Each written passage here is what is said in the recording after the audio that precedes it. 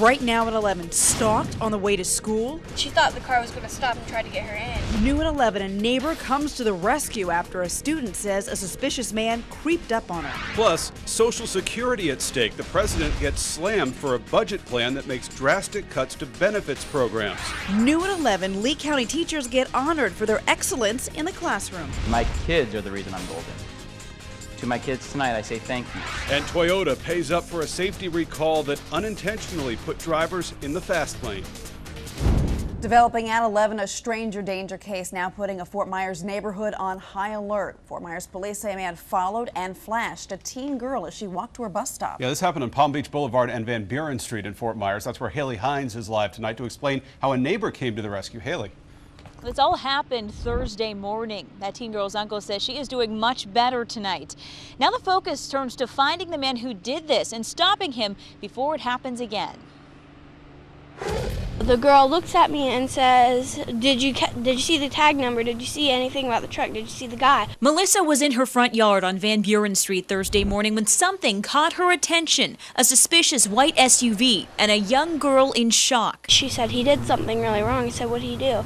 She said, it's hard to say. I don't really want to say it. It's really nasty. Some little girl was in our yard because some guy in a white truck flashed his genitals at her. Robert Clark had his girlfriend bring the kids inside and call the police while he went searching for the man. I actually have 2 daughters and a son of my own, and I would want someone to do the same thing if it was one of my kids. But the man got away. I hope the police find him before I do. The victim's uncle, Randall Mitchell, says she won't be walking alone to the bus stop again. I kept her home from school today and just dealt with her at home, but she's okay. This isn't the first time kids in this part of Fort Myers have been targeted by strangers. Last September, a 13-year-old on her bike was attacked by a man a half-mile away near Palm Beach and Veronica Shoemaker Boulevards. She was able to fight off the would-be kidnapper. If I see something like that happening and I'm actually in the area when it's going down, then I will take action. She was a real smart little girl. I told her anytime something like that happens, feel free to come over here. Mitchell is grateful for quick-thinking neighbors just one street over who saved the day. I thank God for them. Fort Myers police have increased patrols in this area in the morning and afternoon hours. They don't have specific details on the suspect, only saying they're looking for a white man driving a white Jeep. Live in Fort Myers, Haley Hines, Wink News Now. All right, thank you, Haley. Right now at 11 o'clock, the search for 2 Hillsborough County brothers and their parents who snatched them has now moved to the Gulf of Mexico. Authorities believe the Hacken family is traveling by boat. Cameras caught the parents preparing to set sail after investigators found the family truck at Madeira Beach last night. Now, even though the search is on the water at this point, investigators have not ruled out that the family could be back on dry land. So we don't know if they're still in the boat out sailing either north-south or further out into the Gulf, or maybe they've gone into some inlet somewhere and then gotten into another vehicle. Well, authorities say the Hacken parents do have sailing experience. They bought the boat called Salty a few weeks ago before they lost custody of their 2 boys. At this point, the Hackens are one step ahead of investigators with a 48-hour lead. Tonight at 11, an Ohio family that disappeared in the Everglades is safe and on dry land. Scott and Carrie Schreck and their 3 young kids went for an airboat fishing trip yesterday, and when they didn't return, the Florida Fish and Wildlife Conservation Commission put a helicopter in the air to help find them. Schreck says one move got them into big trouble. Came to the end of the one canal, took a right, and couldn't get the boat turned around. Authorities got concerned when bad thunderstorms rolled through the Everglades last night. After an unsuccessful ground search, the family used an air horn and whistles to catch the attention of a helicopter. Well, some new developments at 11 o'clock. Trayvon Martin's parents have settled a wrongful death claim for the deadly shooting of their son. Now, they sued the Sanford Homeowners Association, where the 17-year-old was killed last February. Neighborhood Watch volunteer George Zimmerman faces second-degree murder charges in that case. He claims he acted in self-defense. Flags are flying at half-staff tonight to honor a Mississippi officer shot and killed inside a police station. We first brought you this story last night at 11. Investigators say the detective was questioning the suspect involved when he was gunned down. That suspect then took his own life. Well, a white supremacist gang member wanted in connection with the killing of a Colorado prison chief will be in court on Monday. James Lohr was arrested earlier today. A second gang member is also a person of interest in last month's death of Tom Clements. He, though, is still on the run. The only named suspect in this case was killed in a shootout with Texas police. A follow-up tonight on the increasing tension with North Korea. New intelligence reveals the country possibly moved a second missile to the coast. North Korean leaders also recommend that Great Britain and Russia remove their embassy personnel. Meanwhile, an American professor who has visited North Korea believes Washington's military and financial pressure is actually making things worse. Right now, what we need to break this cycle is aggressive diplomacy by South Korea and the United States to talk to the North Koreans, not giving them money, not giving in to blackmail, but resume a dialogue and see where it goes.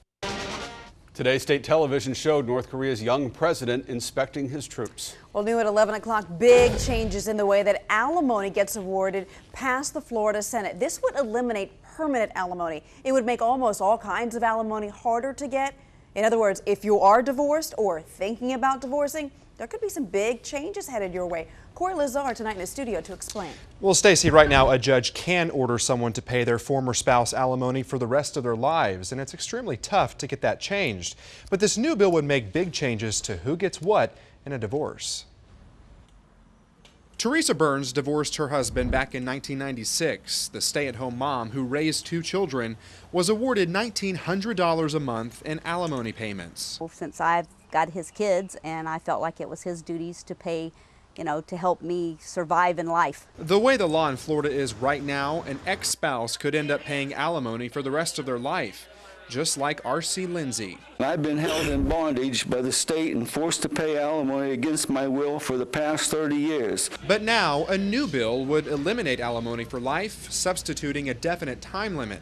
It would also make it harder to get alimony at all if your marriage was short. There certainly has been a change in society, clearly. Fort Myers family attorney Luis Insignares says if the bill passes, it will be much easier for alimony payers to reopen their cases to try and stop paying. I think it's actually going to result in more litigation, unfortunately. From 2011 to 2012, nearly 202,000 alimony cases were reopened. Members of the Florida Bar Association feel that number will double if the bill passes and bog down the system.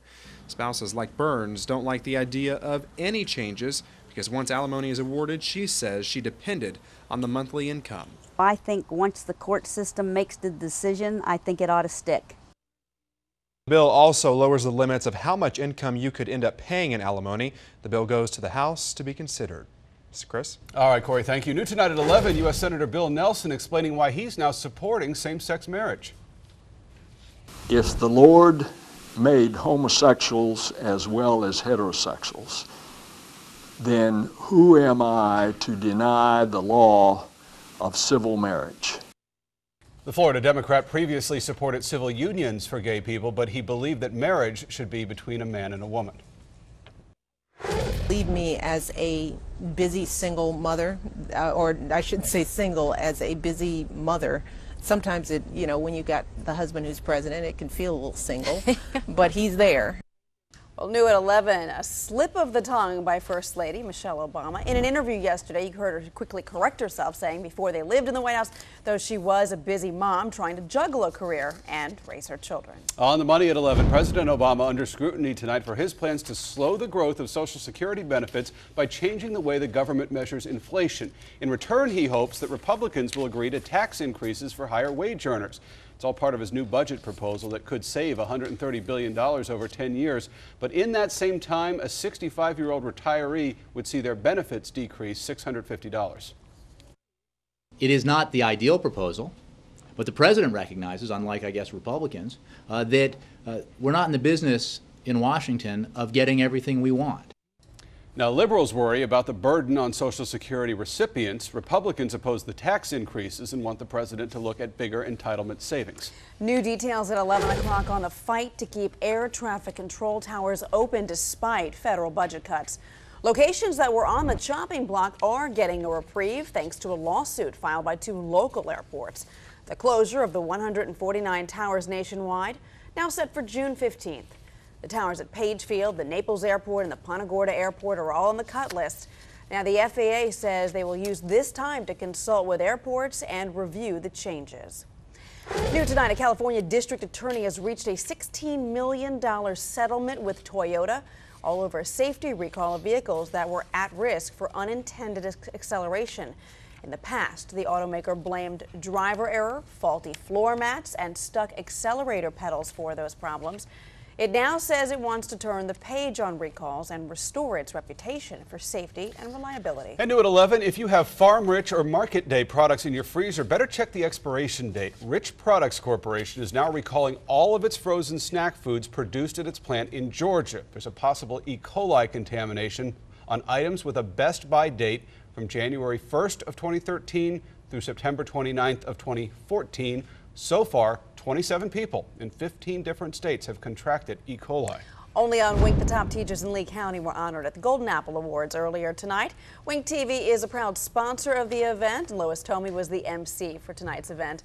The Golden Apple is a community award given to teachers who exemplify excellence in education.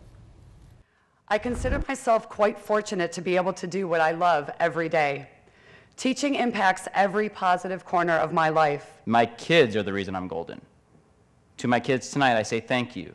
You all did this.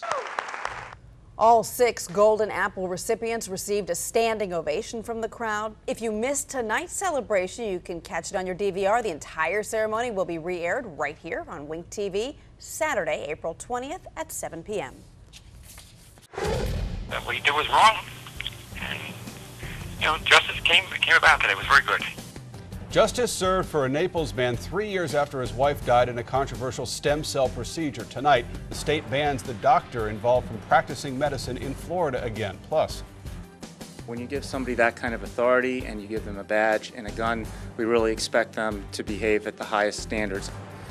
New at 11, a police chief resigns after he's accused of making a sexual offer to a woman behind bars. All right, folks, the weekend is here. That cold front is to our south. Temperatures tonight falling into the upper 50s and low 60s. When I come back, we'll have some rainfall totals for the last day or so, and also we'll talk about some cooler weather on the 7-day forecast. and new at 11, an odor enforcer. See how this nasal ranger fights to find fresh air.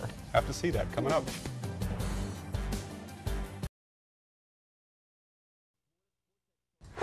Right now at 11, a Naples man is relieved after a controversial Bonita Springs doctor lost his license for good. Dr. Xanos Greckos was accused of malpractice after his patient died in 2010. Well, a judge ruled that he did not inform the woman of the risks involved in a stem cell procedure. Colby Robertson live in Naples with more reaction.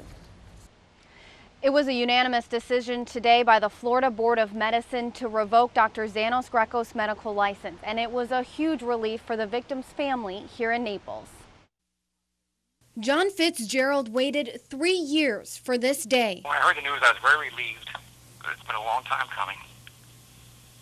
And now my son and my daughter and my family can embrace my wife's memory and move on now. Domenica Fitzgerald had breast cancer and was having trouble walking and talking, side effects from the chemotherapy. She went to Dr. Xanos Greckos, a family friend, for a stem cell treatment. Hours after the procedure, she had a bad reaction and died 11 days later. Her family has been looking for justice ever since. What he did was wrong, and justice came about today. It was very good. Greckos violated an order by the State Department of Health in 2012 when another one of his patients died from a stem cell procedure. For Domenica's family, this ruling was all they were asking for. That was our main goal. Just that this has to stop, and he can't hurt anybody else like he did this, my poor wife. Another hearing is scheduled for June in the death of Dr. Greckos' second patient. Reporting live in Collier County, Colby Robertson, Wink News Now. All right, Colby, thank you. Now at 11, the Justice Department still has not decided if it will appeal a federal judge's ruling on emergency contraception. Judge Edward Corman decided that women of any age should be able to buy the morning after pill without a doctor's prescription. He said the current rules that are potentially motivated and scientifically unjustified, and he ordered the age restriction, which is now at 17 years old, to end in 30 days. Well, here's some video we want to show you from the Tamiami Airport in Miami-Dade County. This is following last night's severe storms. At least 40 small planes, they were dented, some shredded, causing about $15,000 in damage. No one was hurt. Scott Zedeker's in for Jim Farrell tonight. We've had the rain, we had the storms, but I think we have a good weekend ahead, right? Oh, absolutely. Already cooling off out there. Temperatures in the low 60s. We're going to see 50s in many of our inland communities. So as we were mentioning, turn the air conditioners off. Enjoy that. Because you'll probably not be able to turn them off for maybe 6 more months after this. So it's going to be Thanksgiving. Yeah, there you go. There you go, Chris. All right, let's recap today. Here's rainfall totals just for today and highs and low temperatures from our Weather Watcher network. How about an inch in Fort Myers at Page Field, over an inch in Cape Coral, 75 degrees officially at Page Field in Fort Myers. Saw the sun right around 3, 4 o'clock or so, so that did kind of warm us up back into the 70s. Look at that, 77 in Punta Gorda, a little rain there, half an inch up in Port Charlotte at 75 degrees this afternoon. 74 in Arcadia, a little rain, 0.39 in your rain gauge, 0.81 in Lehigh Acres, 74 degrees was your high temperature. Marco Island over an inch, inch and a quarter to be exact, out on Marco Island. There are some storm totals. This is a one-day storm total. This started yesterday, and you can see over 2 inches of rain in Northport, Lehigh Acres, as well as Port Charlotte. Cape Coral very close to 2 inches of rain, and just shy of that in downtown Fort Myers, as well as Rotunda. Fort Myers Beach coming in at 1.86 inches of rain. That cold front as well to our south now. Temperatures right now generally in the low 60s across the region. How about 60 degrees in Arcadia? You're going to see the 50s for overnight lows this evening and into the overnight period. Wind right now generally out of the northwest, so that front is to our south, and when you get that northwesterly breeze, it brings in some cooler and drier weather in from the north, and that's exactly what we're going to be dealing with throughout the overnight period and tomorrow. Tomorrow looking very nice with low humidity. Temperature first thing in the morning, 60 degrees with a partly cloudy sky. It will be cool in some of our inland communities, a northerly breeze, very light, 5 to 10 miles an hour. There's the big picture. That cold front is to our south now. There's all the clouds and the rain. We cleared things out rather nicely this evening, and it looks like we're going to go for at least a mostly clear overnight period. Just a few clouds first thing in the morning. Like I said, a partly cloudy start to the day. Then a mostly sunny afternoon. High pressure building in, that sinking air, and with that northeasterly wind flow, once again, that keeps the dry weather in place. So a mostly sunny afternoon. It will be less humid. You'll definitely notice that, but plenty of sun across southwest Florida. You boaters, not too bad tomorrow. A northwesterly breeze in the afternoon up to 15 knots. A moderate chop in the bays, and your Gulf running anywhere from 2 to 3 feet out in the open waters. Partly cloudy overnight. It will be cool in our inland communities. We'll see temperatures there falling into the 50s. How about low 60s elsewhere? 82 degrees for a high for tomorrow. Sunday a little warmer at 83 degrees. Next best chance of rain looks like Thursday and Friday with another cold front. He propositioned her that if she allowed him to take photographs of her with her clothes off, that he would make sure her charges were reduced or went away. New on Wink, a New Hampshire police chief who wore the uniform for nearly 30 years resigned amidst a sex scandal. Now, authorities say New London's top cop told a college student arrested for underage drinking that he would get the charges dropped if she took naked pictures for him. As part of an agreement, he permanently relinquished his police officer certification, and an investigation is now ongoing. Wow, look at that sweet ride. Love that. 2006 Lamborghini Gallardo will soon be auctioned off by a Texas district attorney. That car was seized from a convicted drug dealer. By the way, retails for more than $180,000. But the current online bid is just over $60,000. Wow, that's a nice bargain. Yeah. For some online bidding, the money, though, from the auction will go to local law enforcement. That's what our parking lot's going to look like in about 10 minutes. New at 11 tonight, it was all about the U in Naples. The Miami Hurricanes football team held a free scrimmage at Naples High School tonight. Fans filled the stands to get a sneak peek at next season's team. The annual event gives fans living in Southwest Florida a chance to see their favorite team playing right here at home. I think it's great for recruiting. That's the first thing I think of. Al Golden's trying to set up shop and create that fence, that supposed fence for the University of Miami, closing down that whole South Florida area for all the fans and all the recruits, and try to get that name out there, that exposure. I don't think they need more exposure, but it's a good thing. Clayton's here now with highlights of the Hurricanes practice. Yeah, and he mentioned you're kind of setting up that fence. It's great to get the name out there. Also, so many fans down in Naples. Yeah. And hey, just drive an hour and a half down the alley and go out and check out the Canes. You'll bring you highlights from that coming up. And the Florida Everblades open the Kelly Cup playoffs. The defense of the Cup begins.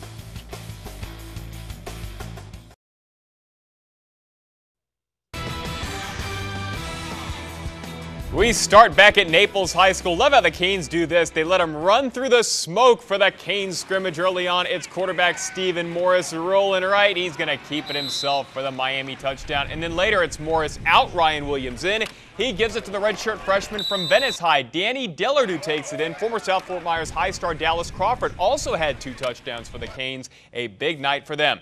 The regular season has been fun, but for the Florida Everblades and their fans, the real business starts tonight. Game 1 of the playoffs, Greg Poss's Blades in Elmira at Germain Arena, and the Blades strike first. Mike Ratchuk finds Matthew Waugh, the leader in scoring in the ECHL, makes it a 1-0. Jesse Deckert, great in goal tonight for the Blades. Nice kick save here. He keeps it at 1-0, and then later in the first period, it's Mike Merrifield on the rebound, spinning and putting it home.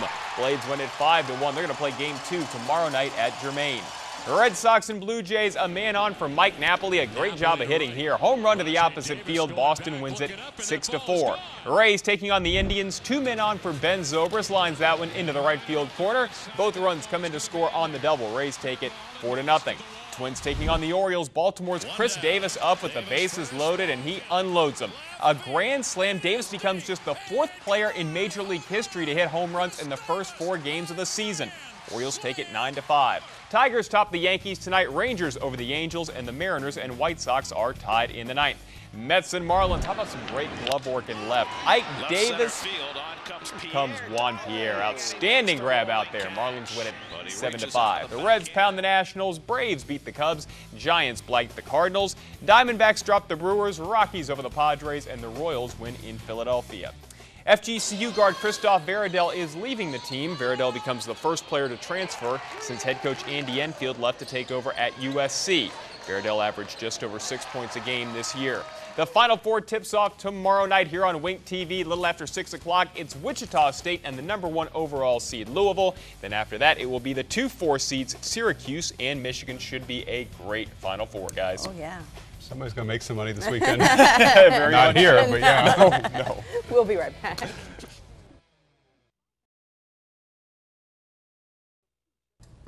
Finally at 11, there's a new way to measure smell, and one county in Oregon is putting it to good use. The Nasal Ranger helps code enforcement officers pinpoint pungency coming from the landfill, sewers, or even your homeowners' neighbors' yards. Good luck. Whoops. When the nose doesn't work, I guess. Guess you know if your neighbor thinks you stink. All right. See ya.